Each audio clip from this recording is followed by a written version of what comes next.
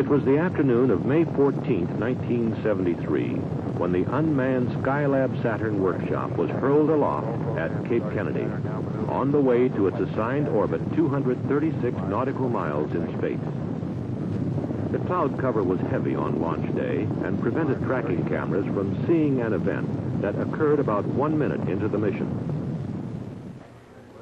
At the point of maximum vibration, telemetry sensed premature deployment of the meteoroid shield, followed by a weak electrical signal from the workshop solar arrays. Clearly, there had been a problem, but the exact nature wasn't known until after orbital insertion. During the first revolution, Skylab temperatures began to rise rapidly, and pieces of the puzzle started to fall in place. NASA engineers surmised that the anomalies were most likely related. It was felt that the meteoroid shield had been completely lost at deployment, which accounted for the high heat levels. Also, that fragments of the meteoroid shield had jammed or otherwise hindered full deployment of the solar array panels. Failure of these panels, which were designed to furnish about half of Skylab's electrical power, meant that the total power burden would have to be borne by solar panels of the Apollo telescope mount. By early evening, workshop temperatures had risen above the level of safety. Launching of the crew the following day received an indefinite hold, pending satisfactory solutions. Flight support and engineering teams were immediately set in motion to find the answers. At stake was the future of the entire Skylab program. The most urgent need was to achieve a thermal-electrical balance. This meant maneuvering to an optimum flight attitude for solar requirements that were in direct conflict. Too much solar radiation would drive temperatures higher, increasing the chances of component damage and food spoilage. On the other hand, generation of electrical power to drive heat exchangers and food freezers was wholly dependent on exposure to the sun. While flight controllers struggled to achieve this delicate balance, other teams had the major objective of designing a thermal shield that could be deployed on the workshop to make it habitable. NASA centers and private industry responded with a variety of shield concepts. The most promising designs were released for fabrication.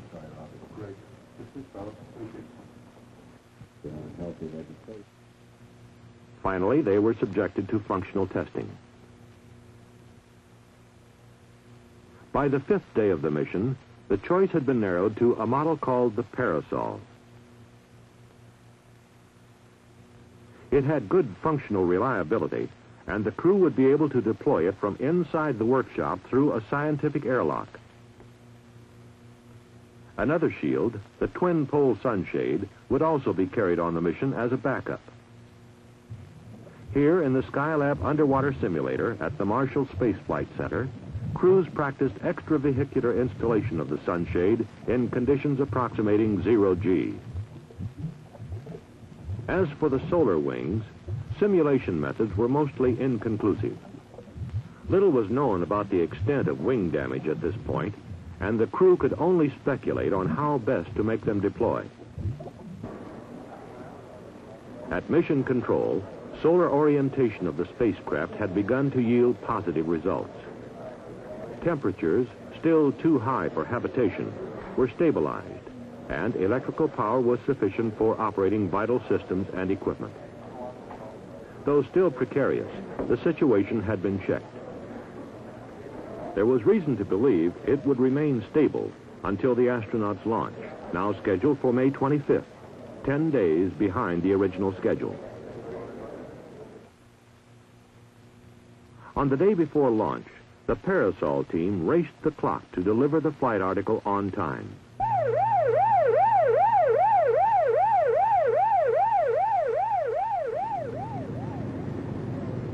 They were down to the last 30-minute extension as the Parasol, packed in the flight canister, was loaded for transfer to Cape Kennedy.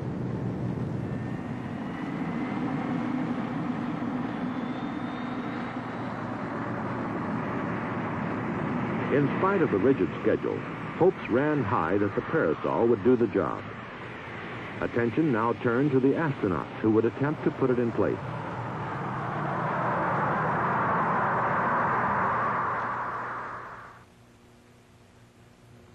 In the early morning hours of May 25th, Skylab 2, with both thermal shields stowed aboard, was well along in the countdown.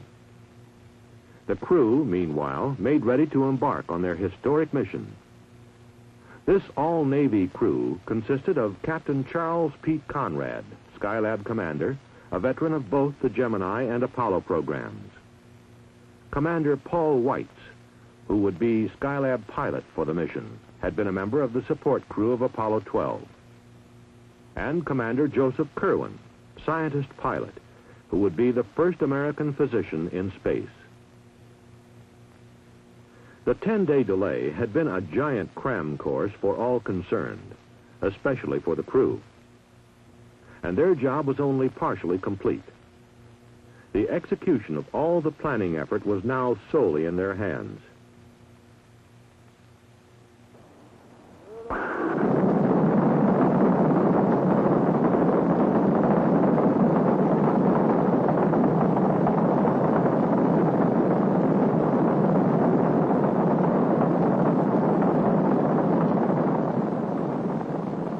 Following a smooth launch, Skylab 2 maneuvered to the proper flight path attitude for its initial downrange orbit. By mid-afternoon, the crew had overtaken the workshop. TV picture beginning to come in now to the control center. Skylab Houston, we're AOS at Guam for the next 10 minutes. Callie, the Skylab. We got her in daylight at 1.5 miles, 29 feet per second. Roger, Pete, copy. They effected rendezvous and performed a fly-around to assess the damage. Most predictions were confirmed. Okay, Houston, the meteoroid shield area is solid gold. Roger, copy. His brief description is his suspected solar wing 2, right? Yeah, 2 is gone. Completely off the bird. Solar wing 1 is in fact partially deployed, and the reason that you've got different readings not symmetric between your 3 solar panels is there's a bulge of meteorite shield underneath it in the middle, and it looks to be holding it down. Roger, copy. Okay, Houston, it looks like the meteorite shield at the upper vent panel on the SAS wing has wrapped around it just slightly. Where are we? Now, my guess is that our easiest thing to do is just go to the end and try and deploy it. Roger, Pete, from which side of the SAS is the meteoroid shield slightly wrapped around? Is it on the side of the main tunnel? Before docking, the crew attempted to free the wing. The other side, Dick. Although the try was unsuccessful, the TV pictures seen here proved invaluable in devising the technique that ultimately worked. Following a night's sleep in the command module, the crew spent the morning of Saturday, the 26th, activating and checking systems in the multiple docking adapter and airlock module.